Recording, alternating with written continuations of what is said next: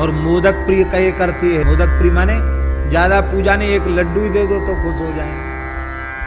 कितने सरल देवता हैं। इसलिए उपनिषद में लिखा है, यो मोदक सहस्रेण यजति स वांछित फलम वाप्नोति।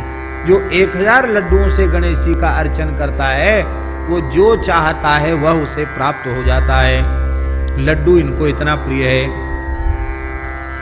विद्या के तो समुद्र ही हैं, इसलिए बिना गणपति की कृपा के विद्या की प्राप्ति नहीं होती है। इसलिए लिखा है महाराज जी, चतुर्थ्या मनसनन जपति स विद्यावान भवति। चतुर्थी के दिन बिना खाए पिए जो गणपति शीर्ष का पाठ करता है वो विद्यावान होता है।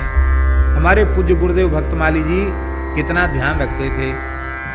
वर्ष में 2 गणेश जी की तिथियां, एक भाद्र शुक्ल चतुर्थी और एक माघ कृष्ण चतुर्थी। ये 2 चतुर्थी जैसे ही आने वाली होती तो पहले ही से कहते, पंडित जी गणेश चतुर्थी आने वाली है, तैयारी करो विद्यार्थियों के साथ गणेश जी के पूजन की। हम लोग सब दूरबा लाजा वगैरह सब लेकर के आते थे और पूरे दिन केवल जल पर रह करके विद्यार्थियों को सबको बिठा करके गणेश जी का पूजन, गणपति मंत्र का जप अर्चन, और महाराज जी भी उस अर्चन में सम्मिलित होते थे। पुष्पांजलि आदि में महाराज जी भी सम्मिलित होते थे आरती में। तो कभी यद्यपि दूसरे लोग टोका टाकी भी करते थे कि ये क्या, महाराज जी को तो लोग नहीं ये समझते थे कि महाराज जी करवा रहे हैं। सब कहते पंडित जी ही ये सब पूजा पत्री अपनी फैलाते हैं सब जगह।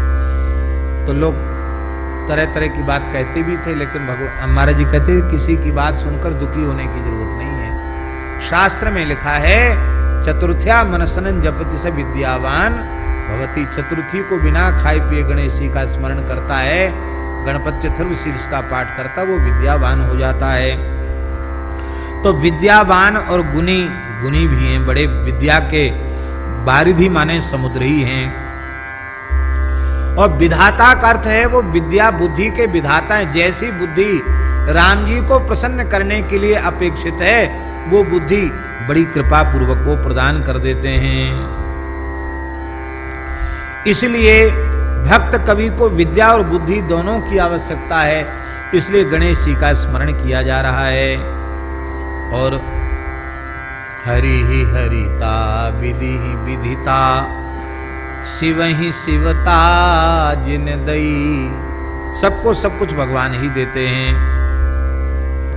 इसलिए ये विद्या बुद्धि का विभाग राम जी ने गणेश जी को ही सौंपा है। तो जिसके विभाग की वस्तु है उसी के पास तो मिलेगी। अब खाद्य विभाग वाले के पास जलकल की समस्या लेकर, बिजली की समस्या लेकर जाओगे तो कैसे पूरी होगी? बिजली वाले के पास खाद्य विभाग वाली समस्या लेके जाओगे तो वो कैसे पूरी होगी?